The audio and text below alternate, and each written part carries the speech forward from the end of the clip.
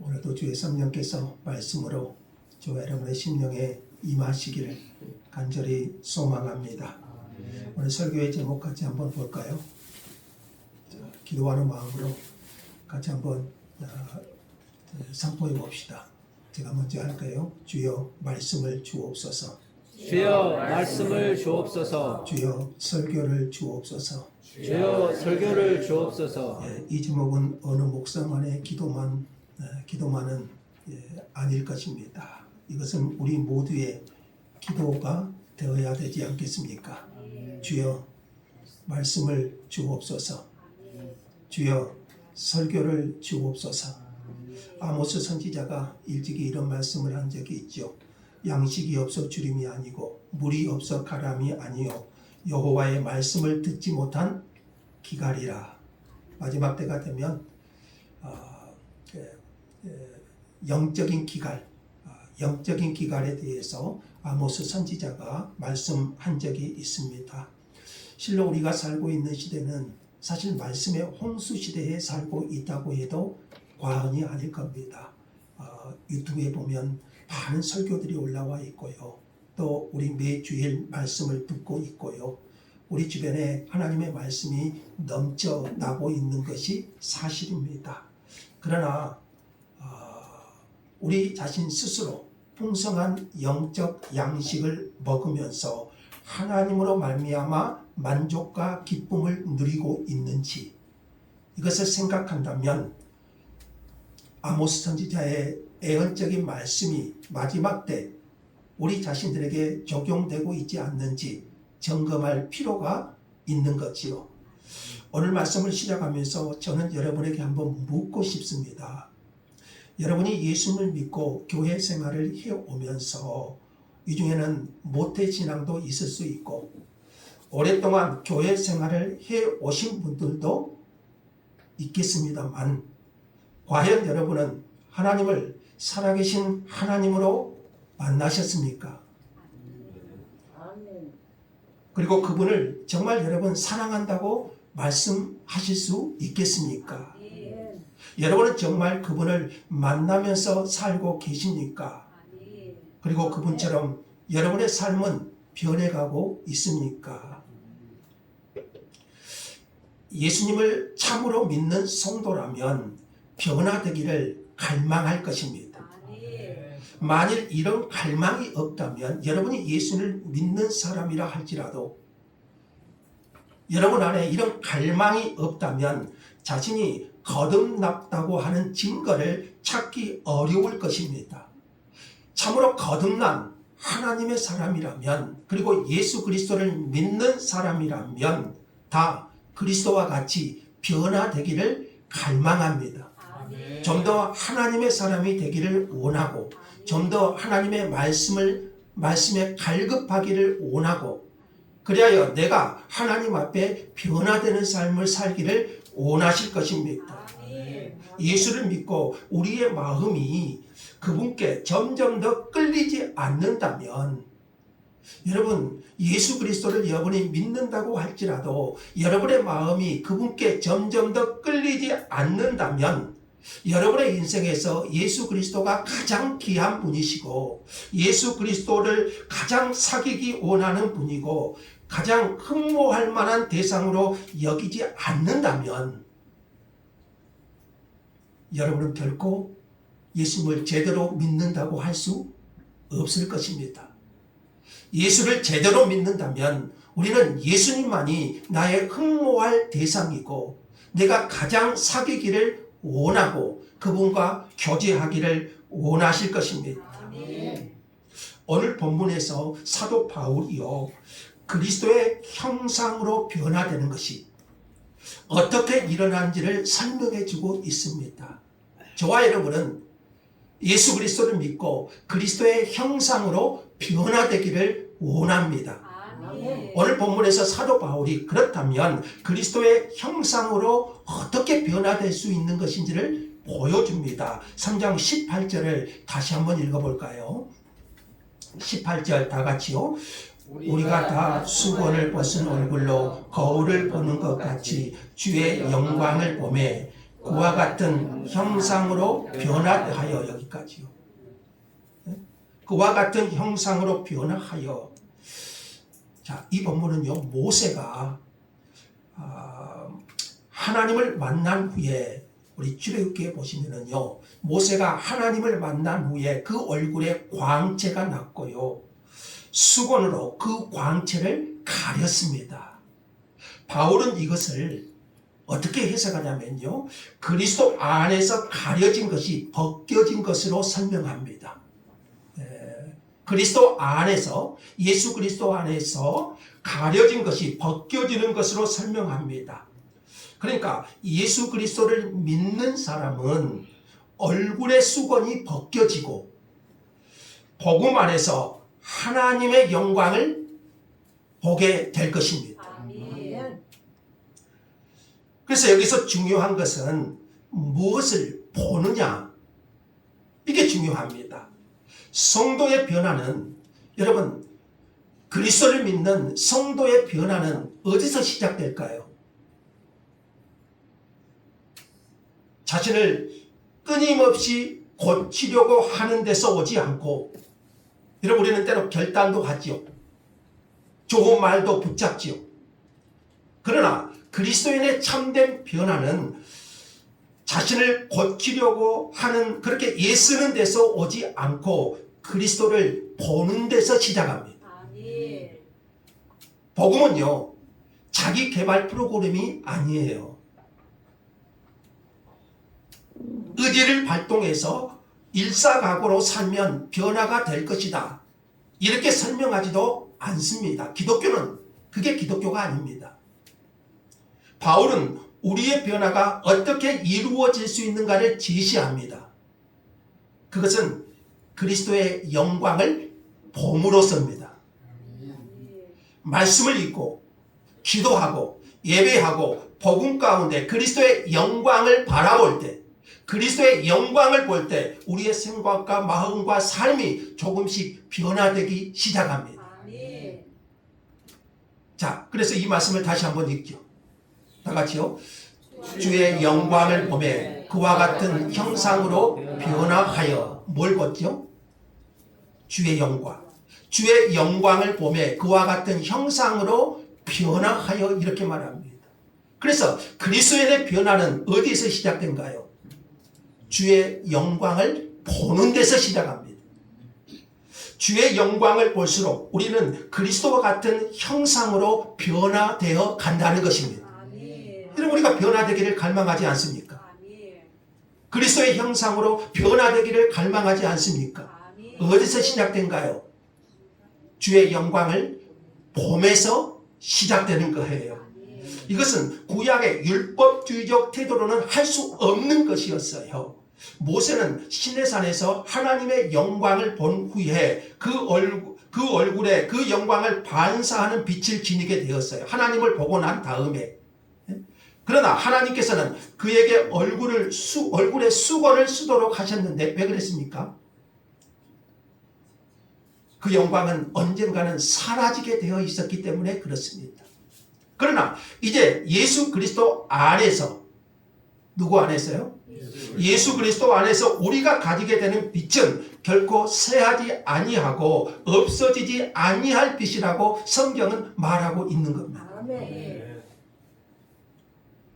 여러분, 하나님은 그 영광을 드러내시기를 기뻐하십니다. 하나님께서 세상을 창조하신 목적은요, 바로 하나님의 영광을 위해서 그렇게 하신 겁니다. 하나님의 영광을 드러내기 위해서. 그 아들을 이 땅에 보내셔서 화목제물로 십자가에서 죽게 하신 것도 하나님의 영광을 드러내기 위함이었습니다. 예수님께서 다시 재림하시게 되는 것도, 여러분, 예수님이 다시 재림하실 줄 믿죠? 예수님이 다시 재림하시는 것도 바로 하나님의 영광을 드러내시기 위함이었습니다. 바울은 그랬죠. 우리는 먹든지 마시든지 무엇을 하든지 다 하나님의 영광을 위해 해야 한다고 말합니다. 우리는 그 영광을 위해서 존재하여. 여러분의 존재 목적이 뭔가요? 하나님의 영광을 위해서 존재해요. 하나님의 영광을 드러내지 못한다면요, 그는 본질적으로 존재 가치가 없는 것이라고 말씀드릴 수 있어요. 우리는 그리스도를 통해서 하나님의 영광을 보고 복음을 통해서 그리스도의 영광을 봅니다. 말을 정리하면요, 하나님은 영광을 나타내시기를 기뻐하시고, 하나님은 저와 여러분에게 자신의 영광, 하나님의 영광을 드러내시기를 기뻐하시고, 우리는 그 영광을 봄으로써 그리스도의 형상으로 변화되어 갑니다. 그리고 우리가 그리스도의 형상으로 변화되어 감으로써 하나님께 영광을 돌리는 것입니다. 이것을 사도 바울은 영광에서 영광에 이르니, 이 표현으로 설명한 겁니다. 그렇다면 여러분, 우리가 어떻게 변화된다고요? 그의 영광을 보며 그와 같은 형상으로 변화된다고 했잖아요. 그렇다면 여러분, 우리가 어떻게 그리스도의 영광을 볼 수 있을까요? 여러분, 하나님의 영광, 그리스도의 영광을 보고 싶지 않으십니까? 거기에서 변화가 시작된다고 제가 말씀을 드렸지요. 그러면 우리가 어떻게 그리스도의 영광을 볼 수 있을까요? 4장 2절에 바울의 고백을 한번 들어보십시오. 4장 2절 가운데 부분 보시면은요, 하나님의 말씀을 혼잡하게 하지 아니하고 오직 진리를 나타내므로, 이렇게 말했습니다. 하나님의 말씀을 혼잡하게 하지 아니하고 오직 진리를 나타내므로, 이렇게 말합니다. 많은 거짓 교사들이 말씀을 혼잡하게 했습니다. 그러나 바울 자신은 언제나 오직 진리를 나타냈다. 뭘 나타냈다고요? 진리를 나타냈다, 이렇게 말합니다. 토저라는 신학자가요, 여기에 관해서 이런 말을 한 적이 있습니다. 많은 교회가 그리스도의 진리에, 기독교의 진리에 물을 타버렸다. 그래서 물탄복음이라는 말이 나와요. 기독교의 진리에 물을 타버렸다. 그리하여 그것이 독이라고 할지라도 그 누구도 죽일 수 없게 되었고, 약이라도 할지라도 그 누구도 고칠 수 없게 되었다. 날카로운 지적이라고 할 수가 있겠지요. 참된 복음이 증거되는 것이 아니라 물탄 복음이 전해지고 있다는 것을 보여줘요. 근데 바울은 어떻게 했습니까? 고린도서 4장 2절에서 그랬잖아. 오직 진리만을 나타내고자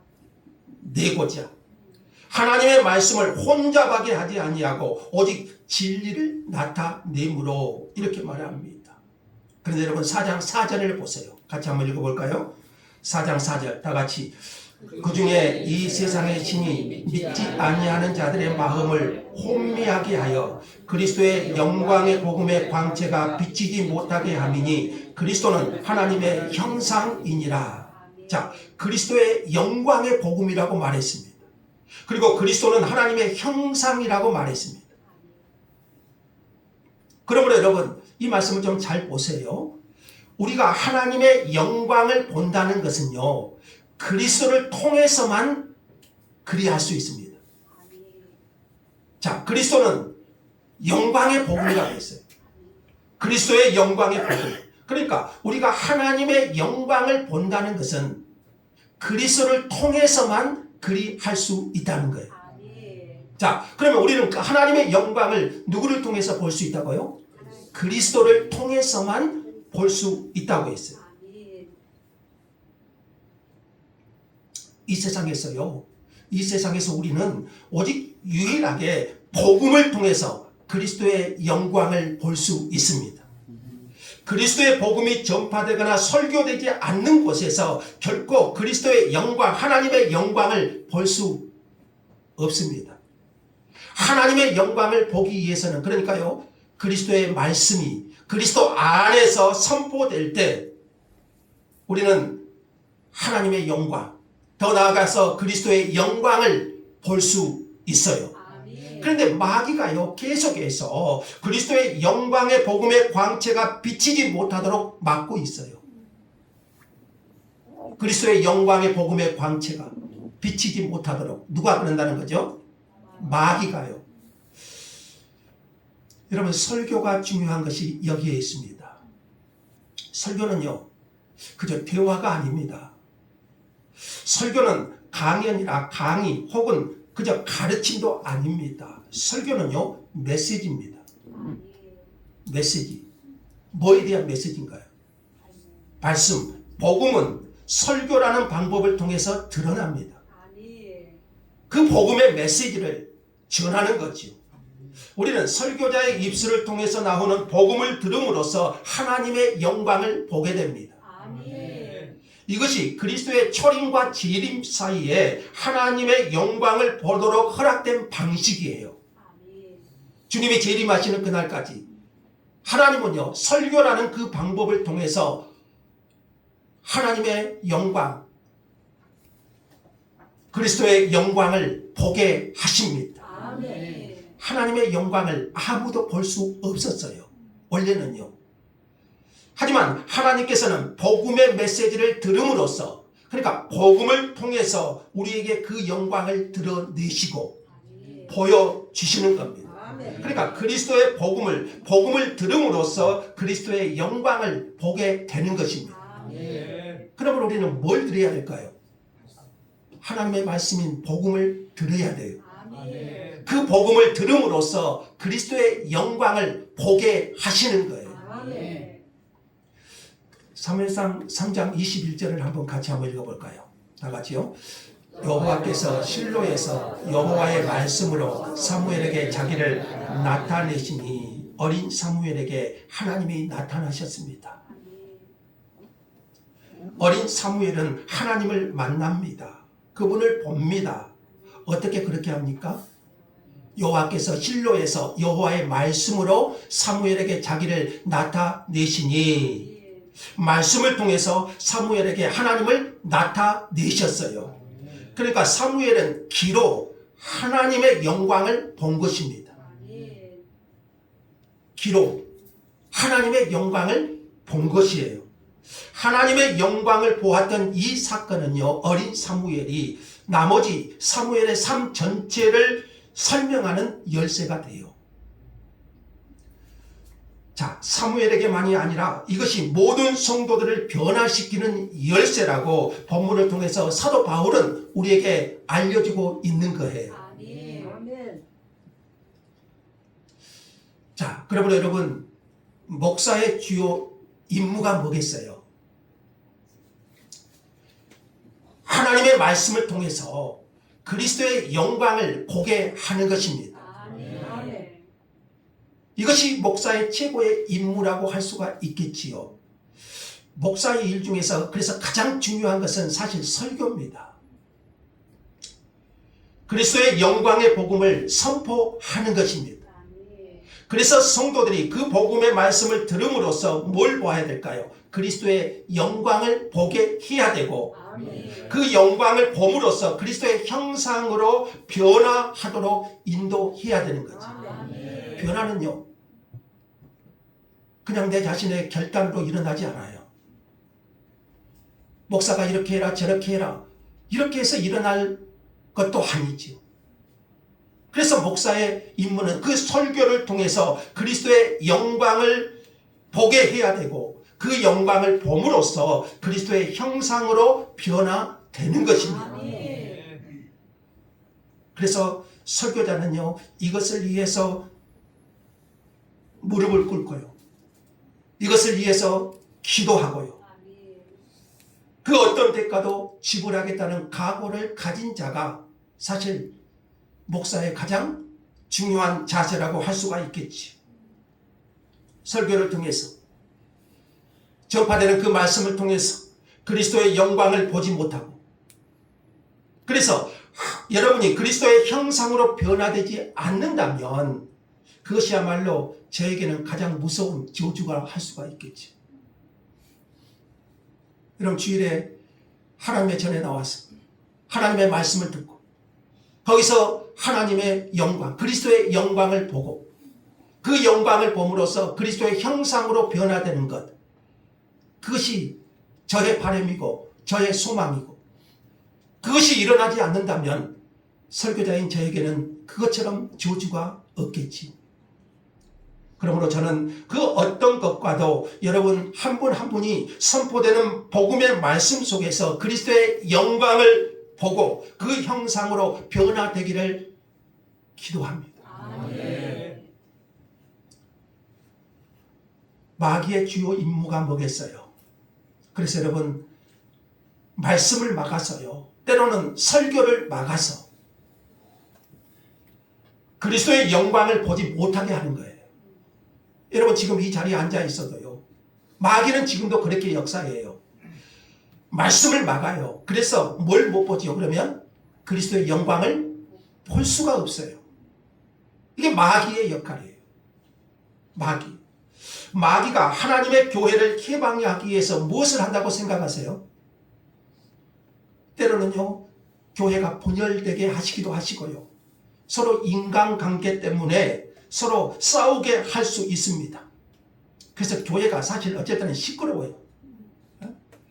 이러한 문제들을 통해서 마귀의 주요 임무가 뭔지 아세요? 서로 분열하게 하고 서로 싸우게 하고 인간관계 때문에 상처받게 하고, 이걸 통해서 마귀의 주요 임무는요, 오직 유일하게 말씀을 방해하는 겁니다. 설교를 방해하기 해요. 그런 문제가 터지면 여러분, 교회에 와서 예배를 드려도 하나님의 말씀이 들어온가요? 들어오지를 않아요. 아무리 멋진 건물을 지어도요, 아무리 많은 프로그램을 진행한다고 하더라도 마귀는 하나만 방해하면 성공할 수 있어요. 그게 뭘까요? 말씀이잖아요. 설교가 제대로 선포되지 못하게 하는 거예요. 그래서 여러분, 예배 때가 되면, 여러분 주일에 예배 때가 되면 더 많은 문제가 발생하게 하는 것도 마귀예요. 주일만 되면 더 아프게 해요. 주일만 되면 부부싸움도 안 하던 부부싸움도 해요. 더 문제가 발생되게 해요. 왜요? 하나님의 말씀을 방해하는 거지. 마귀의 주요 임무가 그거잖아요. 오늘 본문에 그랬잖아요. 마귀가 믿지 않냐는 자들의 마음을 혼미하게 한다고 했어요. 4장 3절과 4절을 한번 보세요. 4장 3절과 4절을 보시면, 만일 우리의 복음이 가리었으면 망하는 자들에게 가리어진 것이라. 여러분, 굉장히 위험한 말씀이에요. 보세요. 만일 우리의 복음이 가려졌으면, 여러분, 복음이 가려졌다면, 복음이 보여지지 않는다면 여러분은 망하는 자들이에요. 망하는 자들에게는 가려져요. 얼마나 도전적인 말씀인가요? 말씀을 들어도 하나님의 복음이 가려진다면요, 성령님께서 열어주셔야 되잖아요. 그러나 그 말씀을 통해서 하나님의 복음이 가려진다면 누구에게 가려진 겁니까? 망하는 자들에게 가려진 거예요. 그 중에 이 세상의 신이 믿지 아니하는 자들의 마음을 혼미하게 하여 그리스도의 영광의 복음의 광채가 비치지 못하게 한다.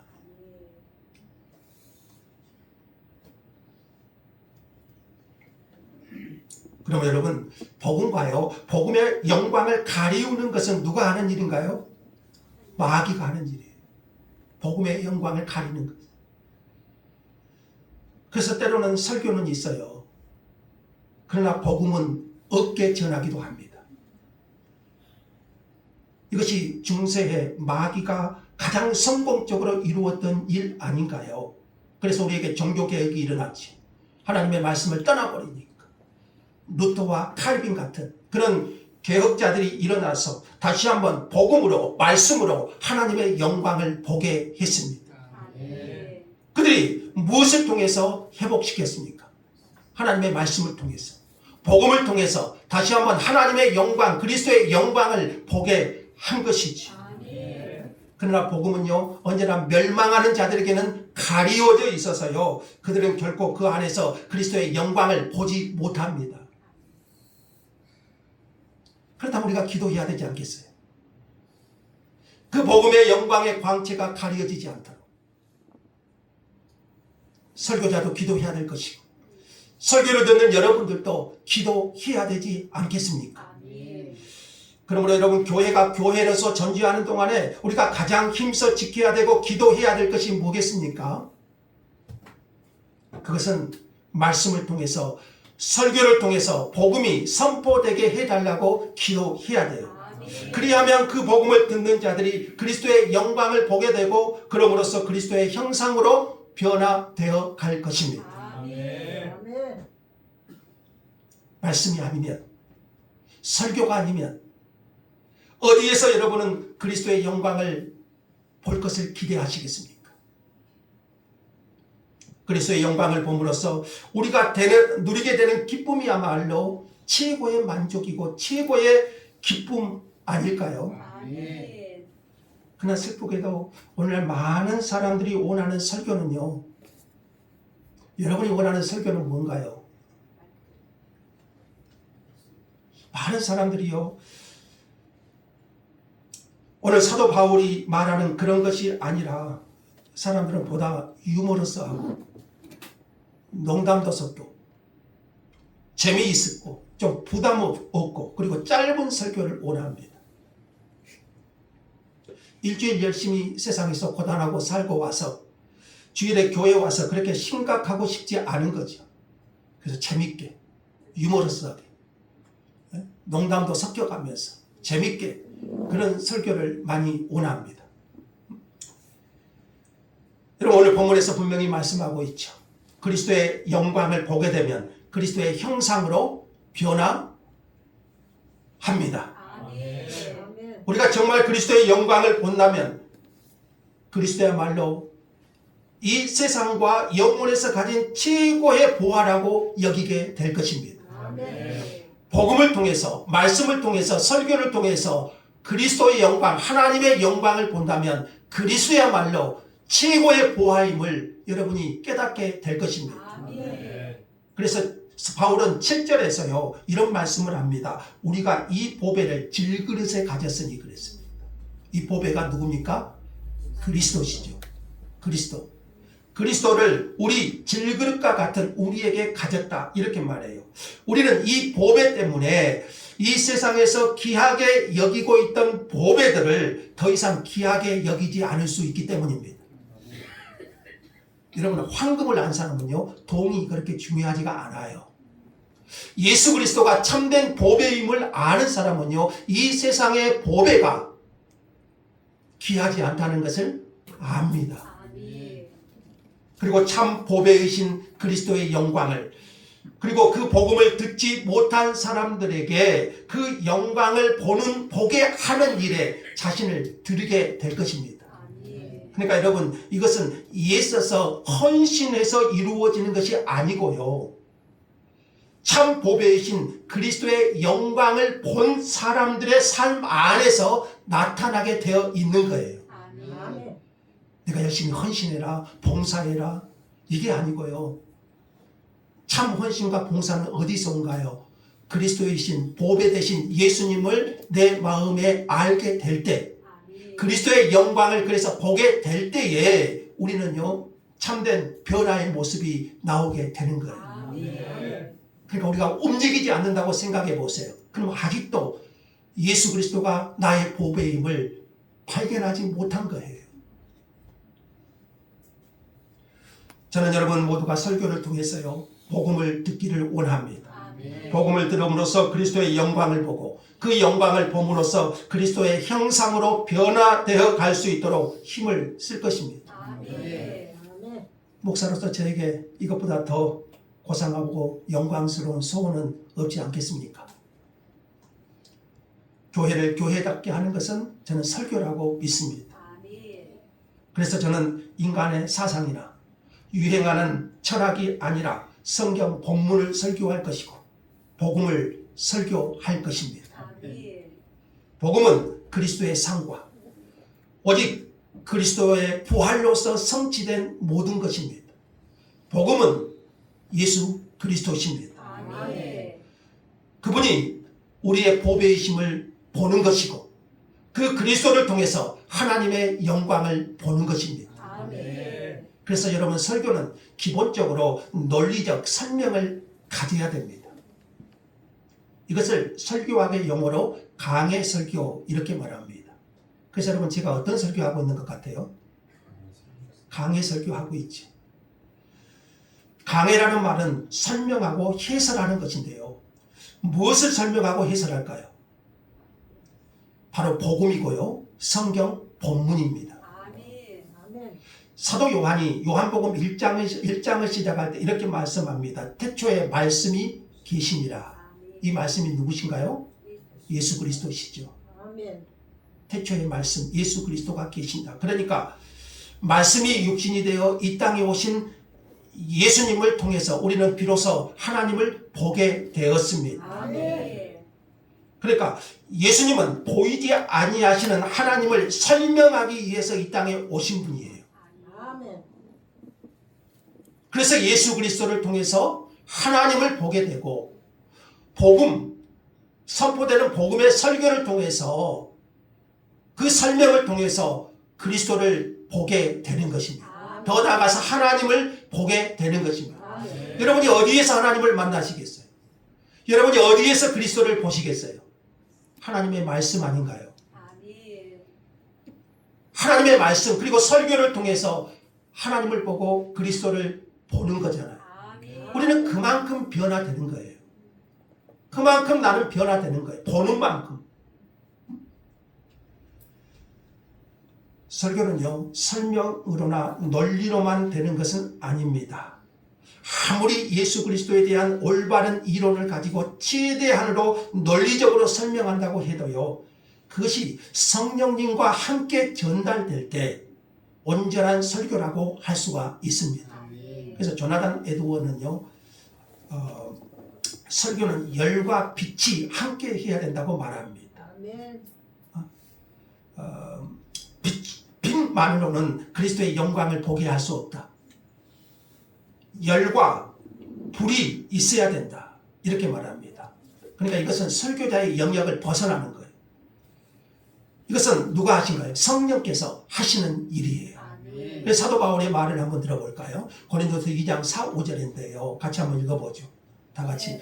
내 말과 내 전도함이 설득력 있는 지혜의 말로 하지 아니하고 다만 성령의 나타나심과 능력으로 하여 너희 믿음이 사람의 지혜에 있지 아니하고 다만 하나님의 능력에 있게 하려 함이라.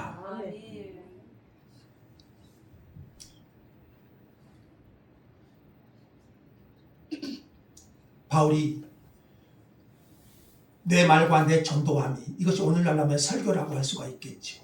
이것이 단지 설득력 있는 설명으로만 되어지지 않고 거기에 뭐가 따라오기를 원했습니까? 성령의 나타나심과 능력으로. 성령의 나타남과 능력. 여러분 그래서요 설교자 자신뿐만 아니라 설교를 듣는 모든 성도들은 기도해야 될 것이 있어요.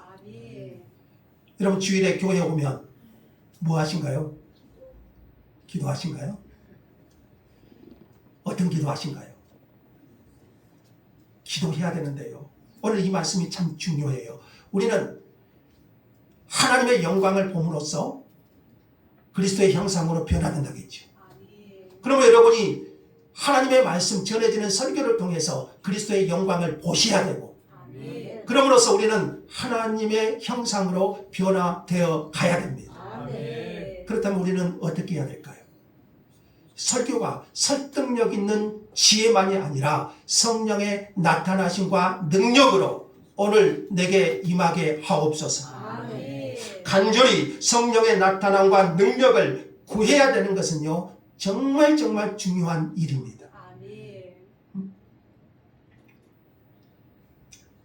설교는 이해력이 뛰어난 사람이 아니면 뭐 박사 코스를 밟은 사람이 이해하는 것이 아니에요. 여러분 석박사라 할지라도요 설교가 이해되지 않을 사람들이 많아요. 설교는 어떻게 이해될까요? 하나님의 성령의 은혜가 있어야 돼요. 설교는 성령의 나타남과 능력으로 전달되고 사람은 성령이 아니고서는 이해할 수가 없고 받아들일 수도 없고요. 그 안에 담겨진 그리스도의 영광을 볼 수도 없어요. 그래서 설교자뿐만 아니라 설교를 듣는 우리 모두가 기도해야 될 것은 바로 그거예요. 오늘 말씀이 성령의 나타남과 능력으로 내 안에 깨달아지게 하시고 그리함으로 그리스도의 영광을 보게 하시고 그리함으로 하나님의 형상으로 내가 변화되기를 원합니다. 사무엘이 어린 사무엘이 뭘 보고 하나님을 보았다고 했어요? 하나님의 말씀을 보고 하나님을 본 거예요. 바울이 계속해서 이렇게 말해요. 육에 속한 사람은 하나님의 성령의 일을 받지 못한다. 이는 그것들이 그에게는 어리석게 보임이요. 육에 속한 사람은 오늘도 하나님의 말씀은 하나님은 어리석게만 보여요. 또 그는 그것들을 알 수도 없나니 그러한 일은 무엇으로만 분별됩니까? 영적으로 분별되기 때문이라. 영적으로만 분별된다. 다시 말하면 성령의 나타남으로 성령의 은혜가 그 설교에 함께하지 않으면 그것은 여러분 하나의 강의에 불과하지요. 설명에 불과하죠. 아무리 논리적인 설득을 하더라도 성령님이 함께하지 않으시면 여러분 거기에는 반응이 없어요. 거기에는 그리스도의 영광을 볼 수도 없고 그래야 한다면 하나님의 형상으로 변화될 수도 없게 되지요. 브레인드라는 사람이요. 이분이 인디언들에게 뉴저지에 있는 인디언들에게 복음을 전한 사람인데 그들에게 복음을 전할 때 기록한 것을 한번 보세요. 저랑 보이신가요? 그는 이렇게 기록합니다. 인디언들에게 복음을 전할 때 어떤 일이 일어났냐. 내가 사람들 앞에서 설교를 할 때 그들은 하염없이 눈물을 흘렸다. 나는 무서운 말이라고는 한마디도 하지 않았으며 오히려 그들에게 그리스도의 공로가 완전하고 부족함이 전혀 없으며 그분은 자신에게 오는 모든 사람을 기꺼이 구원하신다고 말했을 뿐이다. 그런데도 어떤 사람들은 강하게 선포된 몇 마디에 깊은 감동을 받았으며 그 때문에 영혼의 고통 가운데서 소리내어 울었다. 그들은 지체 없이 하나님 앞에 나와왔다. 이것이 설교를 통해서 일어나는 일이고요. 성령의 나타나심과 능력으로 그리스도의 영광의 복음이 전해질 때 나타날 수 있는 일입니다. 아멘. 하나님께서 이런 일을 우리 중에 행하시기를 바라고 갈망하지 않을 수가 없습니다. 아멘. 교회의 역사 속에서 하나님께서 주셨던 그런 많은 은혜들을 오늘 우리들에게도 회복시켜 주시기를 구합니다. 아멘. 만일 설교가 그리스도의 영광을 보게 함으로써 그리스도의 형상으로 변화시켜주는 가장 영광스러운 수단이라고 여러분이 믿는다면, 그리고 그 설교가 정말 교회를 교회되게 만드는 것이라고 확신한다면 우리는 설교를 통해서 구해야 될 것이 분명히 있을 겁니다. 우리 교회의 강단을 통해서 전해지는 말씀이 그 설교를 통해서 복음의 메시지만이 선포될 수 있도록 우리는 기도해야 되고, 그리고 논리적 설명만이 아니라 성령의 나타나심과 능력으로 우리 영혼에 쏟아 부어 주시도록 구해야 될 줄로 믿습니다. 이것이야말로 그리스도의 영광을 보게 함으로써 그리스도의 형상으로 변하게 하는 하나님의 진정한 도구이기 때문입니다. 여러분, 이것이 사모하지 않는다면 여러분은 몇 년을 교회에 나와도 몇십 년을 교회 생활해도 변화는 이루어지지 않습니다. 그래서 저는 매주일 복음을 설교할 것이고요. 그래야 함으로 하나님의 영광을 보고 여러분들이 그리스도의 형상으로 조금씩 변화되어 가는 그 꿈과 소망을 갖습니다. 그래서 여러분도 기도하십시오.